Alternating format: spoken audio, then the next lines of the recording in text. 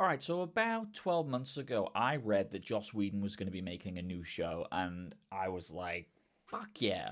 And then I read that it was going to be about Victorian women with superpowers in London, and I was like, double fuck yeah. And then I read it was going to be on HBO, and I was like, yeah! Bit of context here.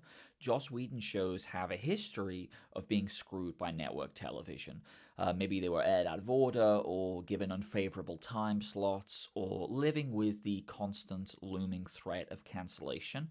And I had always craved, fantasized of having a Whedon show on a sort of subscription service like HBO or Netflix where he could really have the freedom where him and his team could make the kind of show they wanted to make for as long as they wanted to make it for. And then he became a big time movie director, and he made Cabin in the Woods and a couple of superhero films that no one's ever heard of.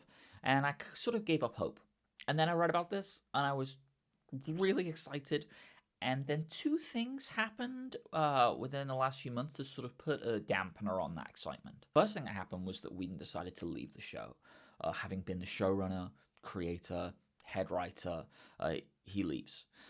And he cites the pressures of making a show during the COVID-19 era as the reason for that.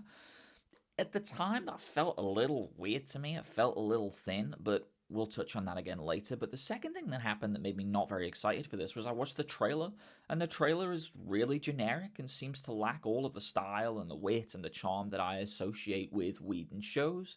So I thought, well, maybe this isn't going to be so good after all. So in the months between seeing the trailer and the show coming out, a number of accusations were leveled at Joss Whedon stemming from his time working on Buffy the Vampire Slayer. Now, I'm not going to go into what those accusations are here.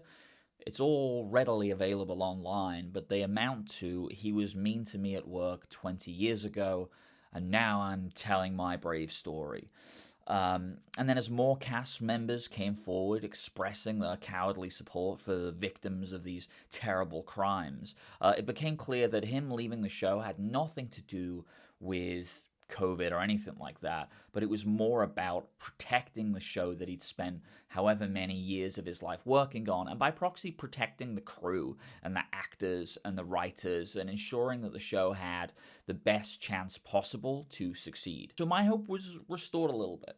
And last night I watched it, and holy shit. So at a time when a lot of TV has become formulaic, paint-by-numbers bullshit filled with two-dimensional characters and grim, lugubrious plot lines, this comes along and just feels different. It's light, it's fun, it's whimsical, but also completely serious when it needs to be. In the first episode, we're shown so many different facets of this world, and we never stay on one of them long enough to get really comfortable there, but we do stay just about long enough to get curious and to think, ooh, I want to know more about that. It's as if the show is really excited about what it has to show you, and it drags you through its hour-long runtime, shouting, look at this, look at this, look at this, and you're just sort of drinking it all in, and man, that is so refreshing. I mean, how about that? A show where you feel like the people making it love what they're making. That is so rare these days. And we have two brilliant leads that feel like they're written as though they are real human people and not patronizing, practically perfect in every way superwomen. And you have this electric script that's clever, funny, stylish, and yeah, it's very Joss Whedon. You know, Joss Whedon does write this kind of hyper-real, snappy dialogue that works because it's spoken by characters that A, you believe in, you believe these are real people saying these lines, and B, you like, you're charmed by, and will eventually love if the show is given time to allow you to love them. You know, this isn't Harold Pinter, it's not Chekhov, but it is Aaron Sorkin or Amy Sherman Palladino, right? These writers, by the way, are still praised. You know, Aaron Sorkin is still praised, but this kind of dialogue and this kind of writing, once lauded, only became a problem when these cowardly TV critics started to dislike Whedon himself. So let's talk about that, because that's the reason I'm a bit angry at the moment, as you might be able to hear. These critics who, in one breath, praise mindless bilge like Bridgerton or Sex Education, in unison stand up and call the Nevers messy. Well, first of all, if there's ever a non-criticism, it's there's just too much going on and I can't follow it all. That is not a criticism. And second of all, you should be extremely skeptical when, despite the diversity of human taste, every goddamn critic in town writes the exact same review. They're not really critics. You know, they're cowards. They're cowards that know that if they praise a new show by Joss Whedon, then they're going to get slammed. They're going to get slammed by keyboard-clicking, blue-haired narcissists with nothing better to do. So look, you don't have to love the Nevers. I mean, hell, there are problems with it. The CGI is the wrong side of charming.